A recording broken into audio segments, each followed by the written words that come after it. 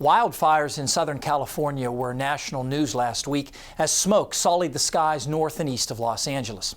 We're just at the start of what's typically Southern California's main wildfire season, the months of September and October.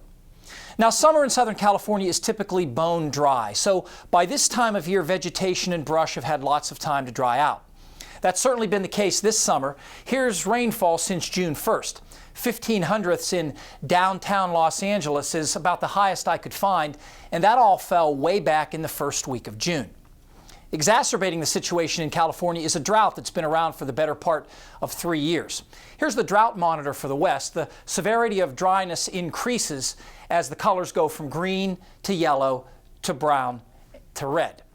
3 years ago, in September 2006, California was pretty much drought-free, but just 6 months later, severe drought represented by the brown had crept in, and that became extreme drought, the red, by September '07.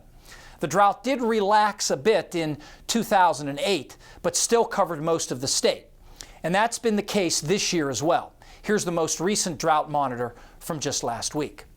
What's particularly worrisome about the recent wildfires is that they weren't accompanied by the infamous Santa Ana winds, which blow from the east or northeast and drive the fires out of wilderness areas into the suburbs. Those winds develop as high pressure settles into the Great Basin, and the clockwise circulation sends warm, dry air from the interior high deserts toward the Southern California coast. The air warms even more as it descends and speeds up as the winds squeeze through canyons and passes in the mountains.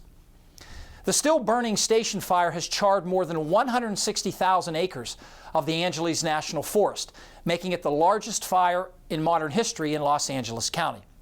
At times, the fire has been large enough to literally make its own weather. Take a look at this time-lapse imagery. The heat produced by the widespread blaze creating what are called pyrocumulus clouds, towering convective clouds that sometimes develop over a large fire. Now, here in Pennsylvania, wildfires are relatively uncommon. Over the last 5 years, the average annual number is between 500 and 600, burning on average between 3,000 and 4,000 acres per year of Pennsylvania's 17 million acres of wildlands. Most of the wildfires, more than 80%, occur in March, April, and May, before woodlands and brush turn green, with most of the rest of the fires in the fall.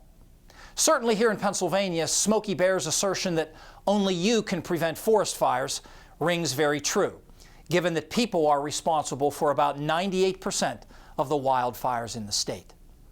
Coincidentally, Smokey Bear turned 65 last month, icon for the longest-running public service advertising campaign in U.S. history. Paul Knight is back with the extended forecast next.